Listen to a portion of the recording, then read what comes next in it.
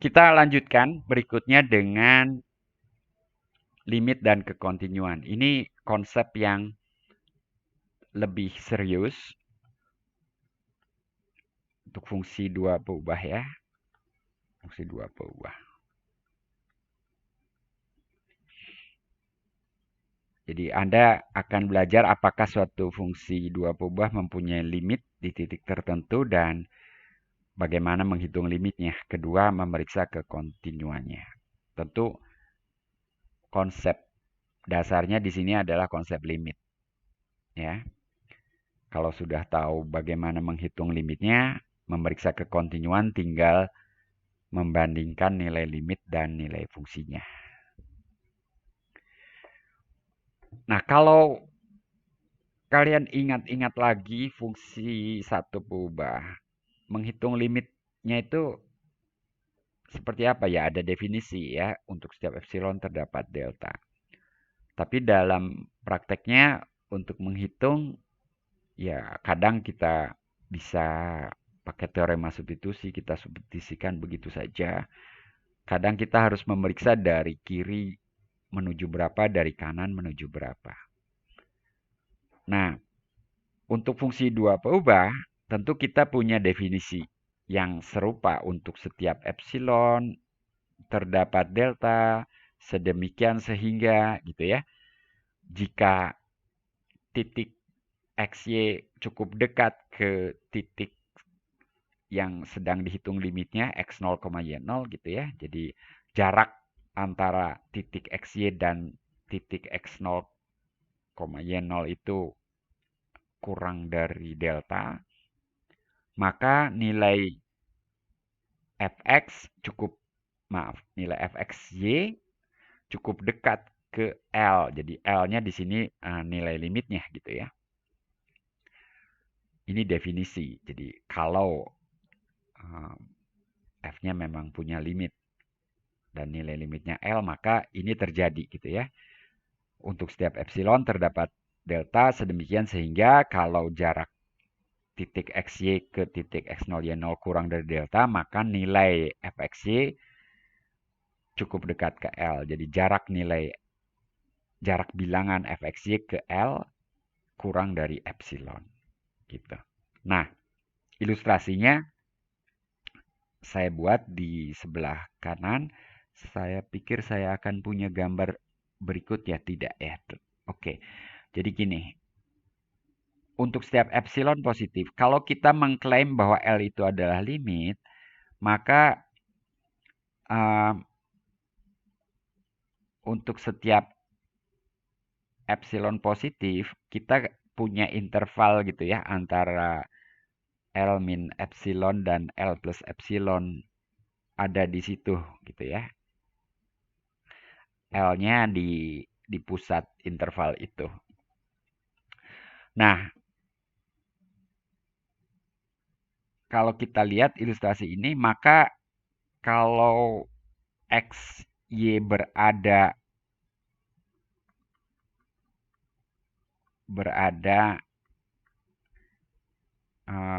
di dekat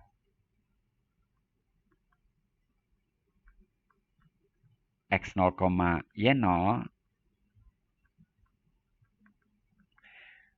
maka nilainya itu ya permukaannya ya mungkin potongan itu artinya kemudian nilai fxc-nya itu akan berada dalam radius epsilon dari L gitu. Kira-kira seperti itulah ya. Kebayang ya?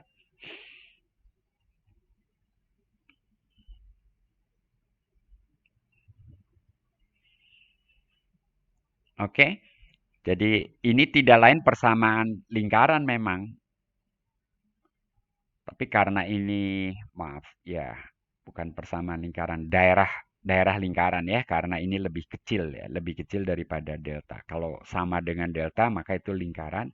Tapi karena lebih kecil daripada delta, maka kita punya cakram lingkaran tanpa tepinya. Jadi sebetulnya harusnya gambar cakramnya putus-putus tuh tepinya. Ilustrasinya seperti itu.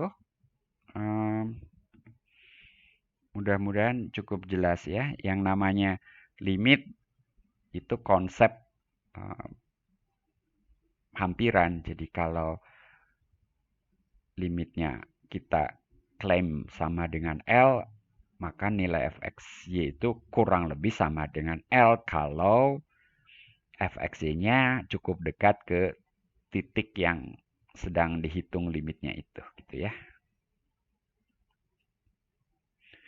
Nah, ada beberapa catatan seperti biasa kalau kita membahas limit. Catatan pertama ini sudah saya jelaskan dengan ilustrasi tadi, ya. Jadi limit f di x 0y0 sama dengan L apabila untuk setiap titik x, y yang berada dalam radius delta dari x0, y0, kecuali mungkin di titik x0, y0 itu sendiri. Oh ya, jadi titik x0, y0 sendiri itu dikecualikan dalam ketaksamaan tadi ya. Jadi kalau saya balik ke sini, ini ada lebih besar daripada 0. Ini artinya kok dicoret? Itu maksudnya di highlight.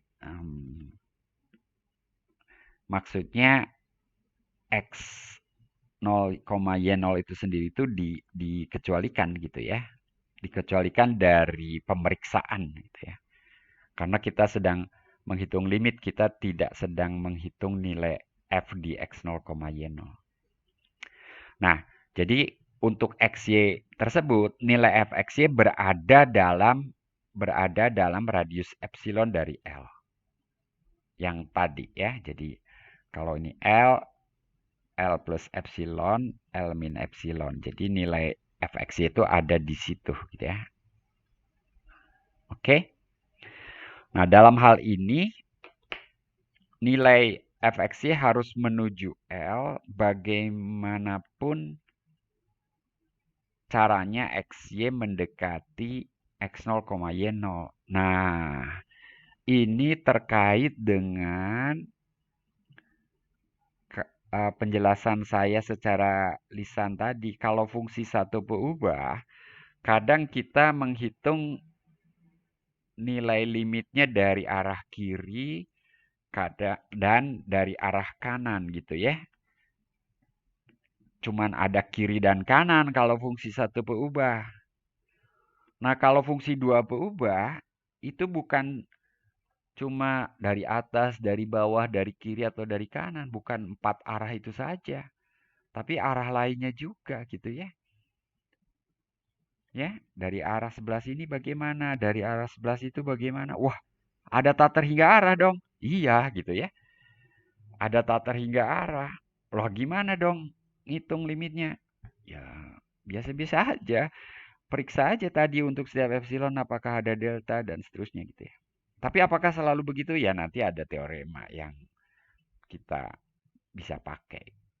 Tapi pada prinsipnya ya dari berbagai arah yang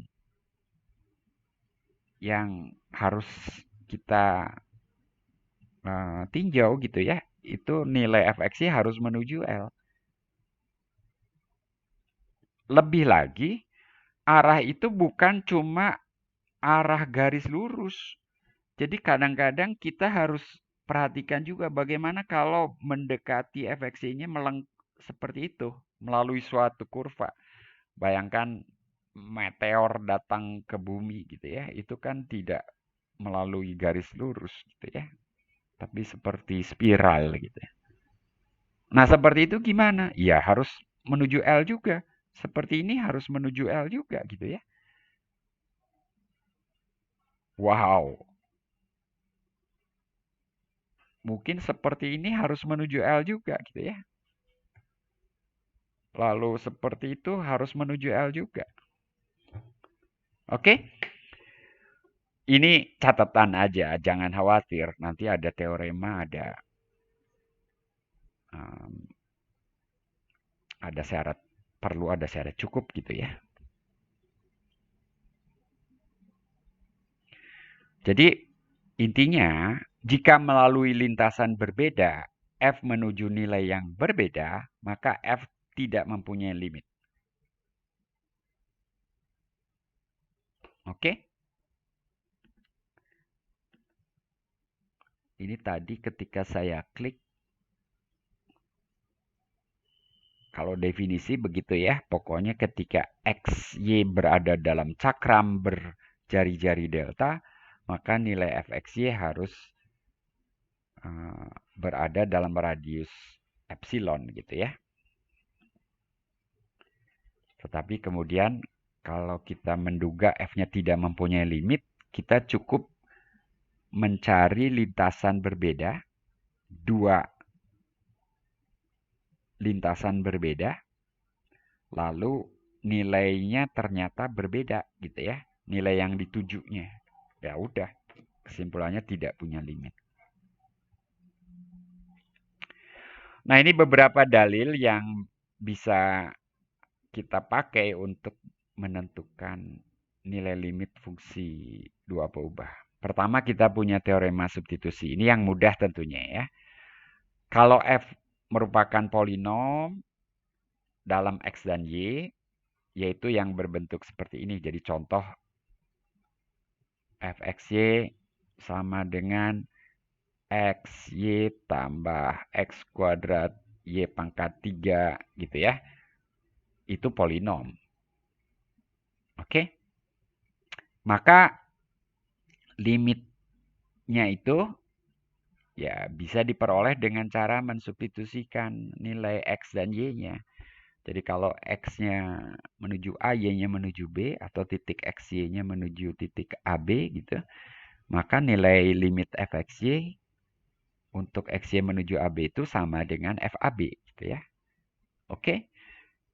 Jadi mudah seperti itu ya.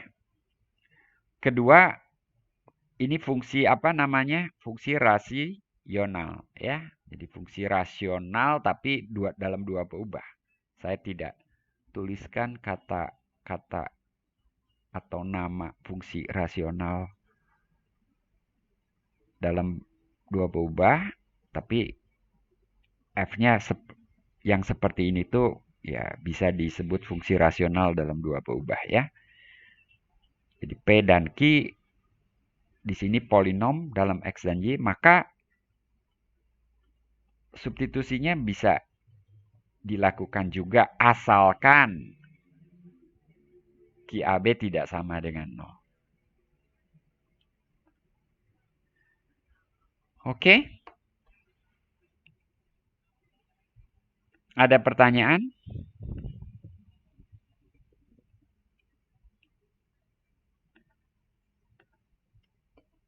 Kalau tidak, saya kira contoh yang sudah saya tulis di sini, ini bisa saya lanjutkan.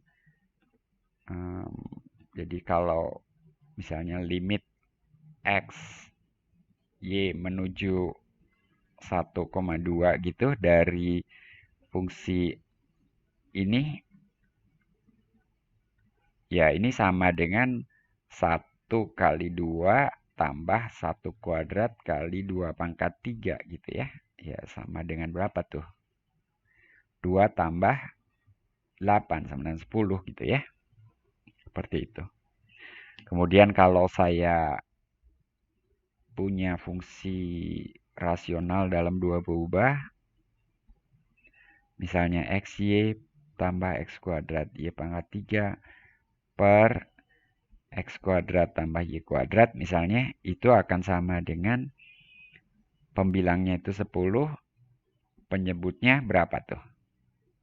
5 sama dengan 2 gitu ya. Gitu ya. Nasiwa Hairunisa Nasiwa Iya, Pak.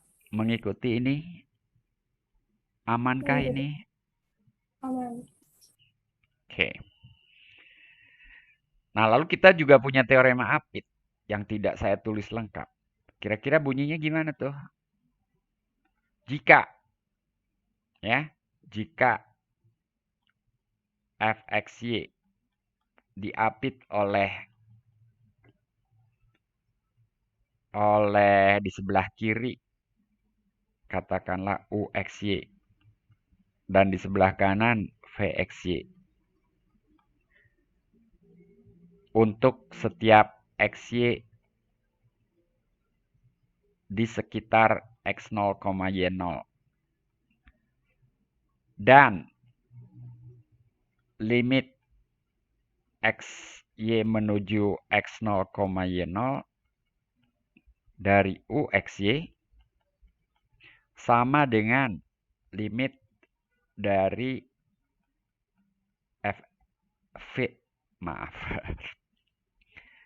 VXY untuk XY menuju X0, Y0. Jika demikian, maka kesimpulannya apa? Kesimpulannya limit fxy untuk xy menuju x0, y0 sama dengan, oh ya, yang tadi katakanlah limitnya itu sama dengan, komanya saya hapus dulu. Ini katakan sama dengan L, maka limit fxy untuk xy menuju x0, y0 sama dengan L juga. Gitu. Itu teorema Apit. Ya. Nah, teorema Apit berguna untuk menghitung limit fungsi yang mungkin tidak bisa dihitung dengan teorema substitusi. Ini ada contoh. Sebentar, teorema Apit ada contohnya. Oke, ada nggak ada di belakang ya, tapi saya bisa beri contoh yang memerlukan teorema Apit nanti. Pertama, nomor 1, ini oke ya. Ini substitusi. Yang kedua, ini tidak ada. Jadi limit fungsi dua pobah tentu saja bisa tidak ada. Penyebab tidak adanya antara lain seperti ini nih. Pembilangnya menuju 1, penyebutnya menuju 0. Jadi 1, kira-kira 1 dibagi 0. Ya tidak terdefinisi kalau 1 bagi 0. Tapi bayangkan 0,999 dibagi 0,00001 gitu ya. Jadi itu bilangan yang sangat besar. Semakin kecil penyebutnya, hasil baginya semakin besar ya. Pembilangnya menuju 1, penyebutnya menuju 0. Jadi ini kemungkinan akan menuju tak terhingga. Tapi apakah plus tak terhingga atau minus tak terhingga? Plus tak terhingga ya. Jadi di sini limit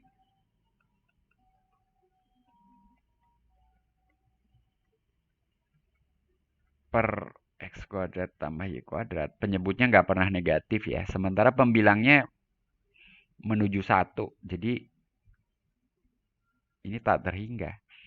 Tentu saja ini harus dimaknai berapapun M, nanti ada XY dekat dengan 0,0 sehingga nilai fxy itu lebih besar daripada M gitu ya.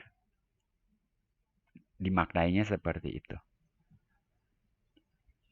Oke, saya tidak akan membahas detailnya. Ada pertanyaan untuk contoh 2? Anda mulai punya feeling, punya intuisi ya. Hitung limit fungsi dua berubah tuh ada yang bisa dihitung langsung dengan teorema substitusi, ada yang Anda harus mungkin membayangkan nilai tertentu atau bikin tabel terlebih dahulu gitu ya. Di dekat titik yang sedang dihitung limitnya itu nilai fungsinya berapa sih gitu ya.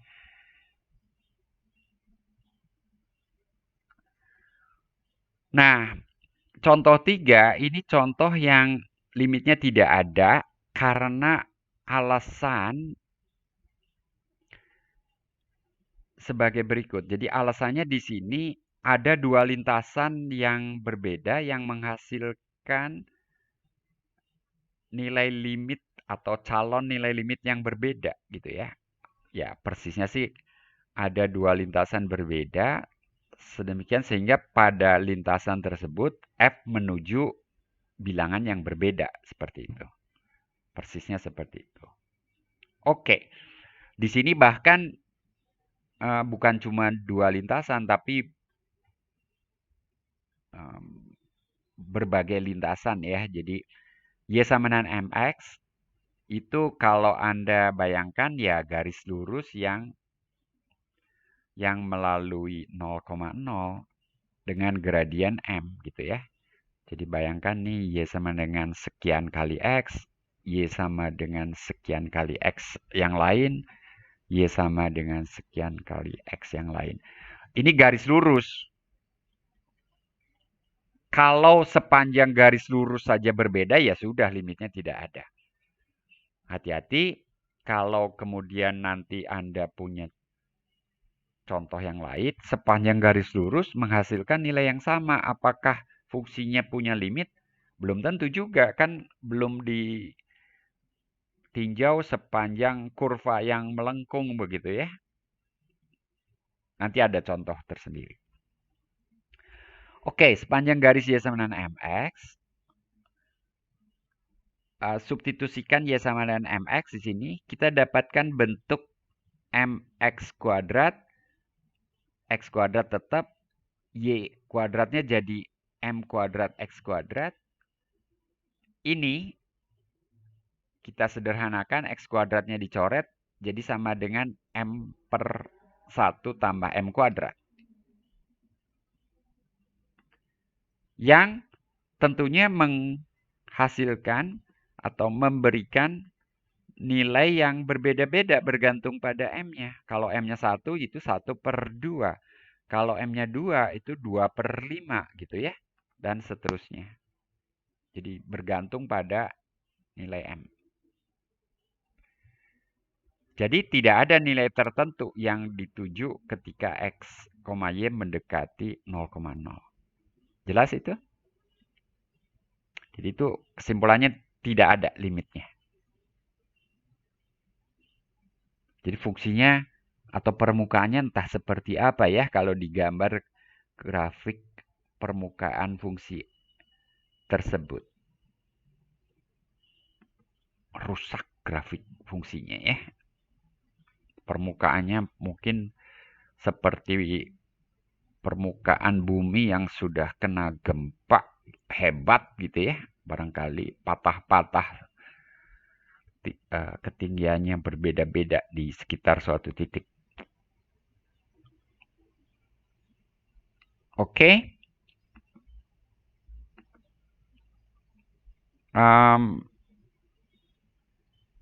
Mungkin salah satu di sini pakai teorema Apit. Nanti saya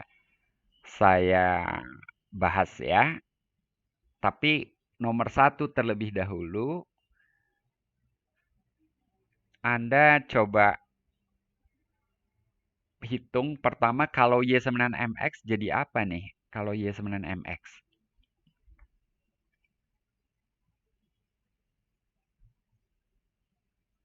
Pembilangnya jadi M kuadrat X pangkat 3. Penyebutnya ada dua suku, M kuadrat X kuadrat, X kuadrat tetap tambah M pangkat 4 X pangkat 4. Anda coba 2 menit, saya dapat notif laptop saya lowbat, jadi saya harus ngecas laptop saya sebentar.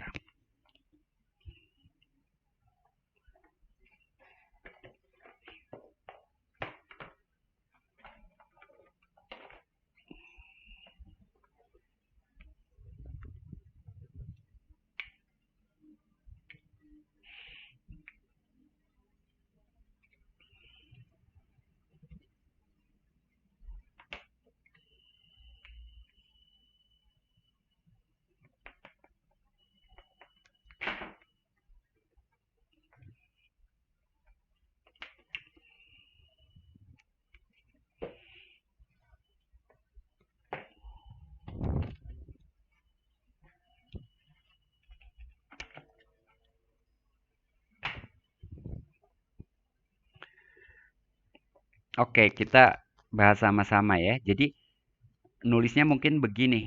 Sepanjang Y sama dengan MX, X Y kuadrat per X kuadrat tambah Y pangkat 4 itu sama dengan apa? Hmm, M kuadrat X pangkat 3 per X kuadrat tambah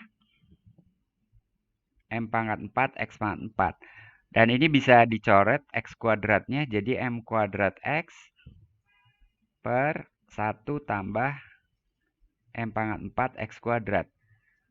Dan X-nya menuju 0, karena XY menuju 0,0, X-nya menuju 0. Ini menuju berapa nih? 16021 yang tidak menulis nama dan NIM-nya juga tidak lengkap. Ini siapa ya?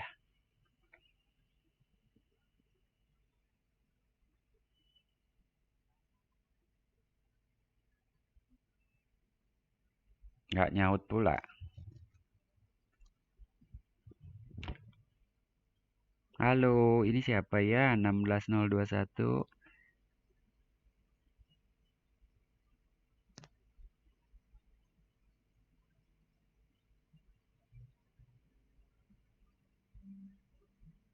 Kalau enggak, ya udah, nggak usah ikut kuliah ya.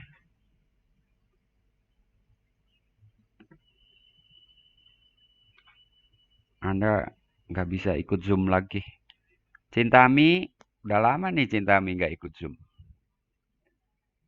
Hadir, Pak. Ya, menuju berapa itu? Saya belum selesai, Pak. Gitu.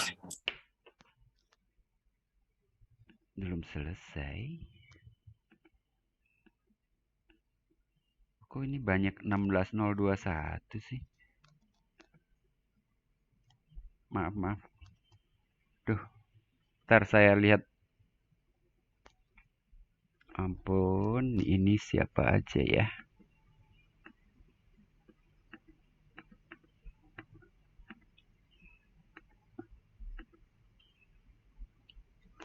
Itu kan udah saya tulis Cintami, Anda tinggal jawab.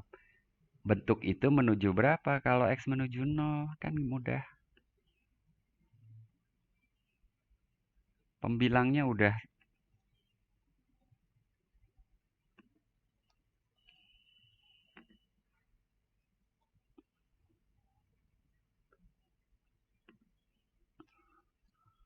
Nol, Pak.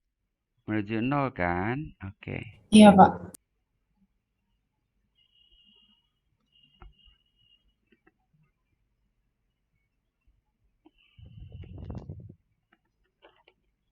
Nah, ini tidak berarti, ini nyebelin kalau udah ngapa-ngapain PowerPoint nih, Zoom ini, pennya jadi enter, padahal mau nulis. Jadi menuju 0. Ini tidak berarti limitnya sampai dengan 0. Kok bisa? Ya kan kita belum meninjau semua kurva. Ini baru Y sama dengan MX saja. Nah, kalau kemudian kita tinjau sepanjang kurva yang lain yang menuju 0,0, katakanlah sepanjang kurva Y sama dengan akar X. Itu kan melalui 0,0 juga kan? Dari kuadran 1 ya. Kalau sepanjang Y sama dengan akar X, XY kuadrat per X kuadrat tambah Y pangkat 4 ini jadi sama dengan apa? Pembilangnya jadi X kuadrat, penyebutnya X kuadrat tambah X kuadrat. Jadi sama dengan setengah. Ya tentu saja menuju setengah gitu ya. Ini tadi bila X menuju 0 ya. Di sini ya berapapun X-nya udah sama dengan setengah itu. Jelas nggak Cintami? Ya, Pak. Nah, jadi kesimpulannya apa? Nih saya gambar akar X kan seperti itu ya. Jadi bayangkan di situ nilainya setengah terus. Ya. Jadi nilai F-nya sama dengan setengah terus di sini. Artinya di dekat 0,0 ini ada nilai setengah. Di sisi lain ada yang mendekati 0 ya. Ada yang mendekati 0, ada yang mendekati setengah. Kesimpulannya limitnya tidak ada. Begitu. Ya. Ini contoh limit tidak ada karena melalui lintasan berbeda nilai yang ditujunya berbeda. Ada pertanyaan?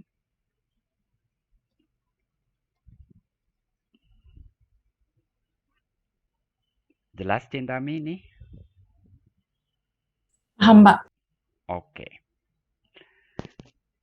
Nah, yang kedua ini saya katakan Anda bisa menghitung limitnya itu dengan menggunakan teorema Apit.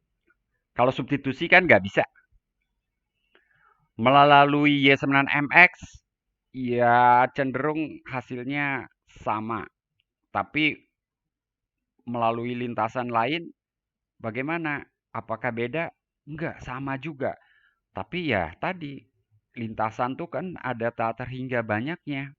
Ada berbagai bentuk yang mungkin, yang tidak mungkin kita periksa satu persatu. Nggak akan selesai-selesai gitu ya. Jadi kita curiga ini limitnya ada, tetapi untuk berargumen bahwa limitnya ada, modal kita adalah definisi teorema substitusi sama teorema Apit. Nah, kita pakai teorema Apit saja. Pengapit kirinya udah jelas 0 tuh. Pengapit kanannya apa ya? Gitu. Nah, pengapit yang mudah itu adalah pengapit yang berbentuk fungsi radial ya. Fungsi radial tuh X kuadrat tambah Y kuadrat. Ini fungsi radial. Karena kalau dalam koordinat polar, X kuadrat tambah Y kuadrat itu sama dengan R kuadrat ya. Jarak titik X, Y ke 0,0 itu kan X kuadrat Y kuadrat dikuadratkan. Oke, ada akar. Jadi ini namanya fungsi radial seperti ini. Ya, karena jarak dari 0,0 X, Y itu ibaratnya radius gitu ya. Radial itu ada hubungannya dengan radius gitu ya. Ada pada suatu lingkaran gitu ya.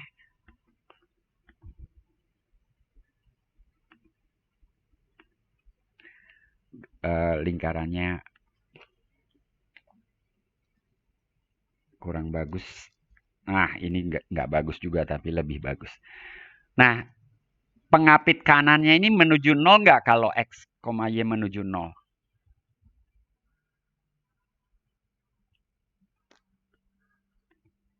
Coba. Saroh? Iya, Pak. Iya, ini menuju 0 bila X, Y menuju 0. Tahu dari mana? X, Y menuju 0,0. Maaf, nggak lengkap tadi. Tahu dari mana? Ya karena dia itu rumusnya seperti itu. Kalau pakai epsilon delta aja, itu mudah. Epsilonnya diberikan, deltanya berapa ya? Ini kurang dari berapa supaya si fxy-nya tadi kurang dari epsilon gitu ya. Nah, karena dia norma atau panjang vektor kuadrat, jadi kalau ini nggak ada kuadrat, supaya kuadratnya kurang dari epsilon, berarti dia harus kurang dari akar epsilon kan? Akar epsilon. Gitu. Maka ini akan kurang dari epsilon karena yang kita punya itu adalah panjang vektor kuadrat gitu ya. Jadi deltanya ketemu itu. Deltanya akar epsilon. Ya. Jadi fungsi radial itu jadi mudah gitu ya. Tinggal lihat aja jaraknya dikuadratkan atau jarak itu sendiri yang muncul dalam fungsinya dan seterusnya ya. Jadi fungsi dari radius gitu. Fungsi radial itu fungsi dari radius. Fungsinya tadi radius dikuadratkan gitu ya. Radius dikuadratkan berarti deltanya ya epsilon diakarkan gitu ya. Gitu ya Saroh ya. Iya, Pak. Nah, dengan prinsip apit tersebut ini jadinya sama dengan 0 karena gitu.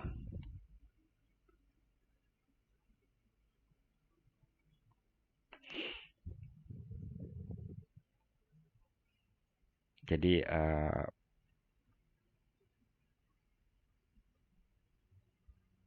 menurut prinsip apit ya, teorema apit.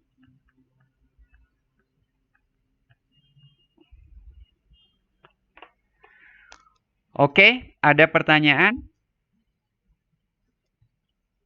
10.22 sekarang. Saya lanjutkan dengan kekontinuan yang udah tinggal sedikit lagi.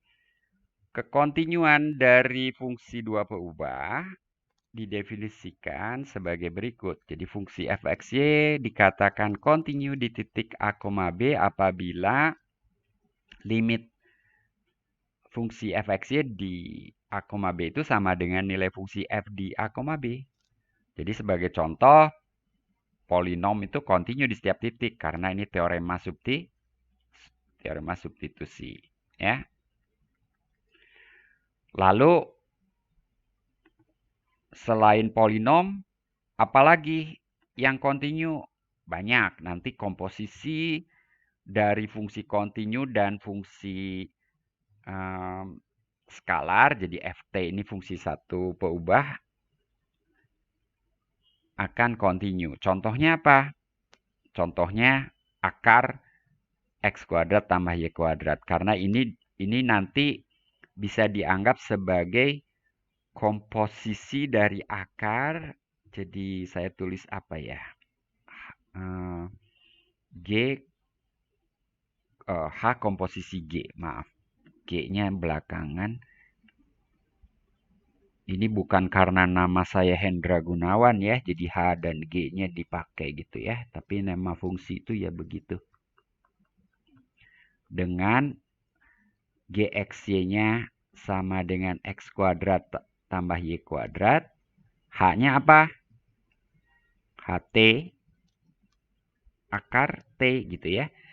Jadi kalau dikomposisikan, G bekerja dahulu, X, Y dipetakan ke X kuadrat tambah Y kuadrat, lalu H bekerja, X kuadrat tambah Y kuadrat dipetakan ke akar X kuadrat tambah Y kuadrat. Ya, nah kedua fungsi ini kontinu. Yang pertama fungsi radial, itu gampang seperti tadi ya.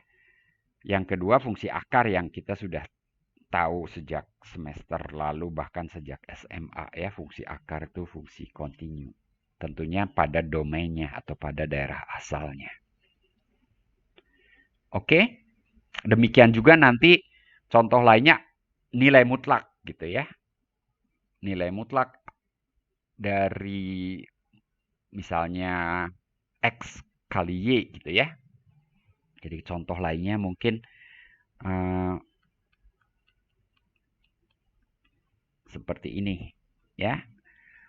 X kali Y itu polinom, teorema substitusi berlaku, lalu nilai mutlak T itu fungsi kontinu, satu peubah gitu ya. Jadi komposisinya kontinu. Ada pertanyaan?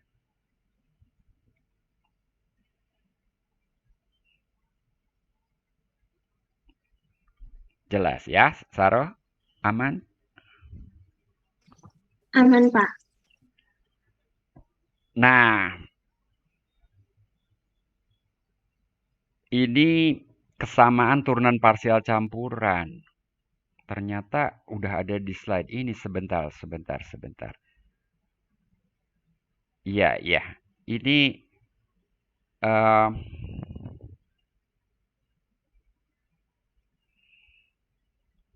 syarat cukup kapan turunan parsial campuran itu sama.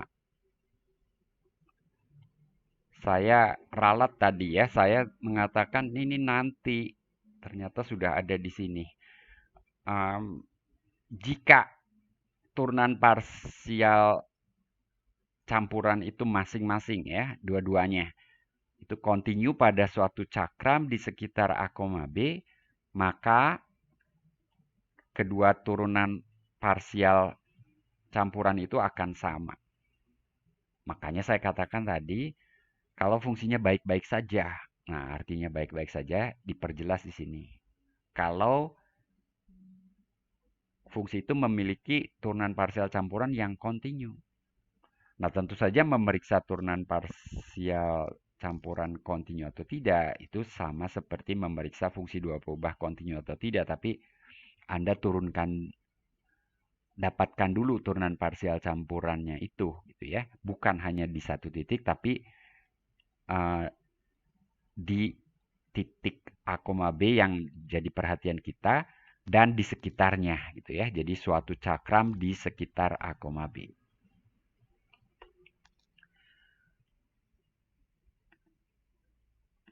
Contoh fungsi yang turunan parsial campurannya tidak sama, ini ada di soal latihan di buku. Mungkin nomor sekiannya ini mungkin bergantung pada edisinya ya. Edisi yang saya pakai, edisi 9 kalau nggak salah, itu soal 12.3 nomor 42. Tapi supaya Anda tidak mencari-cari, contoh fungsi tersebut ada di slide berikut. Jadi fungsinya seperti ini. Nah, Anda hitung apakah hasilnya sama. Ini kerjakan, coba sebagai latihan aja ya. Waktunya ini udah hampir habis. Mungkin besok, bukan besok, pada tutorial yang materinya bab 12 kita bahas ini ya. Mungkin ada di soal tutorial, nanti kita lihat. Kalau tidak ada ya ingat soal ini, ingatkan saya untuk membahas soal ini ya. Oke, Saroh dan kawan-kawan, Salma. Oke, Pak. Gimana ya ngitungnya? Tentu saja hitung fx dan fy dahulu ya.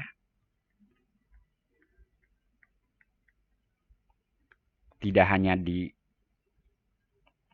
0,0, tetapi juga sekitarnya.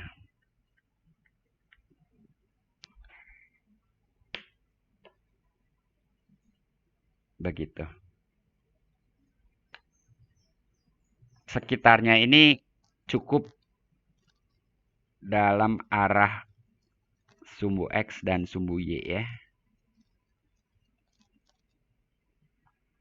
Tidak perlu dalam arah Y sama dengan MX. Ya, coba aja. Baca-baca tentunya. Saya kira itu slide terakhir. Saya tekan lagi tombol page down, ini pasti habis. Tuh. Stop sharing. Nyalakan dulu videonya sebentar. 43 yang hadir sekarang. Terima kasih sudah mengupayakan kuota sehingga bisa mengikuti kuliah lewat Zoom. Walaupun Anda off video sepanjang kuliah, kecuali di awal dan di akhir, saya berharap Anda mengikuti dengan lebih tanda kutip terpaksa gitu ya. Maksudnya ya Anda lebih mengikuti ini seperti halnya mengikuti kuliah luring gitu ya, walaupun tidak akan sama persis. Jadi kalau kuliah luring, ini mari kita berandai-andai ya. Saya ngajar di depan kelas nih. Anda duduk gitu ya. Udah pernah belum? Belum ya? Di SMA 1 tahun terakhir daring, di ITB 1 tahun daring. Duh, kapan kuliah luring? Tapi bayangkan seperti itu. Anda pernah di SMA kelas 10 mungkin gitu ya. Ruang-ruang kuliah di ITB tidak sama persis mungkin dengan ruang-ruang kuliah di SMA gitu ya. Kadang ruangnya tidak bentuknya betul-betul kotak gitu ya. Ada yang mungkin seperti kipas gitu ya. Lalu lantainya juga tidak datar, ada yang berundak. Tapi ada yang datar dan kotak juga seperti di SMA, ada juga sih. Nah, kalau saya ngasih kuliah, dosen memberi kuliah kan Anda duduk tuh mencatat, menghadap ke papan tulis. Walaupun sekalipun luring, ada aja juga yang pikirannya melayang kemana gitu ya. Nah, tapi kalau daring begini, udah mah Anda hanya ngelihat layar, Anda mati videonya, pasti Anda merasa nggak bersalah kalau Anda ngapain dulu gitu ya. Karena saya punya anak juga di rumah, kelas 12 gitu. Kalau sedang pelajaran tuh ya duduk sih di depan laptopnya. Tapi ya tahu kan, tangannya ya pegang HP gitu ya. Gitu. Kalau saya bilang, kamu perhatikan dong gurunya sedang menjelaskan. Apa cerewet katanya gitu kan. Nah, ini kalian udah mahasiswa lagi, pasti sama orang tua juga dilepas gitu, kuliah daring. Ya saya hanya berharap kalian mengikuti penjelasan langsung yang memang langsung live gitu ya. Artinya bukan rekaman, bukan ulangan, bukan video orang lain. Saya berharap Anda memberi perhatian lebih pada saat itu. Setelah itu sih ya saya lepas tangan juga. Oke, daftar hadir diisi. Sudah dibuka, jangan lupa. Dan kita ketemu lagi besok setelah kuis itu kita masih punya 1 jam ya untuk tutorial. Jangan lupa kuisnya pukul 1, enroll sudah jadi bisa langsung join atau masuk ke LMS-nya beberapa menit sebelum kuis dimulai. Sampai jumpa besok. Salam sehat selalu semuanya. Terima kasih, Pak. Terima kasih, Pak. Terima kasih, Pak.